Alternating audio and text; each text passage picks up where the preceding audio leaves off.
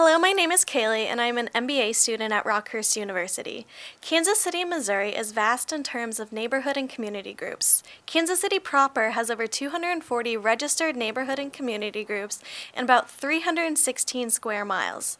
This means that with about 500,000 residents, open data can be a very beneficial tool for neighborhoods to acquire their city data. First, because large amounts of information are available in one portal. Most of these data sets are updated dynamically, which can help a group monitor their own neighborhood.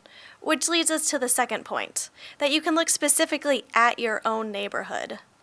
You can tailor and filter data sets for personalization of what you are most concerned about. This leads to the ability to overlay data, create maps, make diagrams, and also filter data sets to be able to save, export, and embed them onto newsletters and community websites for other community members to be able to access. On the newly launched KCMOgov, Kansas City citizens will notice that the website has changed a bit. The website has been streamlined and relies on open data. There, you will be able to locate over 2,000 reports and downloads, such as applications for many different types of permits, including traffic control and neighborhood block parties. In addition, there are also land use maps and innovation partnership forms, as well as studies done by the city. In addition, at the bottom of the page, you will be able to locate top searches, all of which the raw data and visualizations are located in open data. The top search, which happens to be tax information, is also part of the most commonly viewed item in open data, which is the annual budget. There are visualizations such as this one, which show tax collection earnings by year, from 2003 to 2012. It can also be broken down into tax collections based upon profits and tax collections based upon wages. Filtered views will be the most beneficial to community groups. The most applicable topics may include permits, construction, 311 calls, and crime data. Let's look at an example. This map shows closed 311 calls for 2013.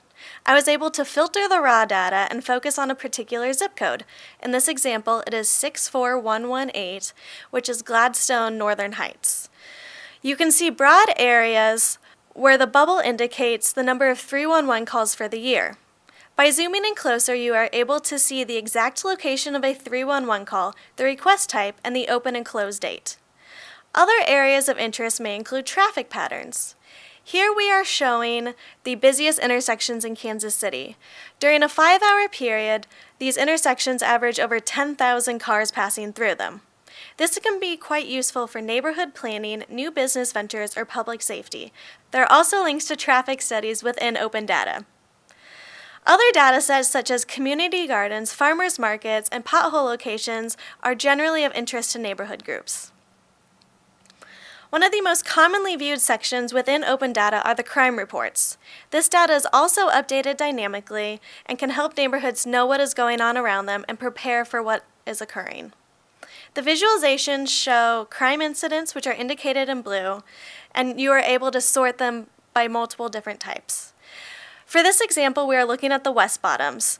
Most of these incidents are car vandalisms. By having this knowledge, small businesses and citizens within this area are able to recognize that car vandalisms are prevalent, and they can take action to prevent further incidents. A final piece of open data which is particularly relevant for neighborhood groups is KCStat. It focuses on the priorities set by the City Council and uses data which is currently available. It is a dashboard which shows the goals of the Council as well as how well they are accomplishing them. A few areas of interest for neighborhood groups may include public safety and neighborhood livability, which will be available soon.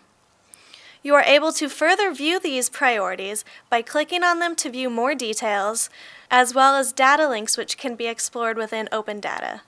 Kansas City hopes these dashboards will help neighborhoods gain more insight, as well as create a greater partnership with the city.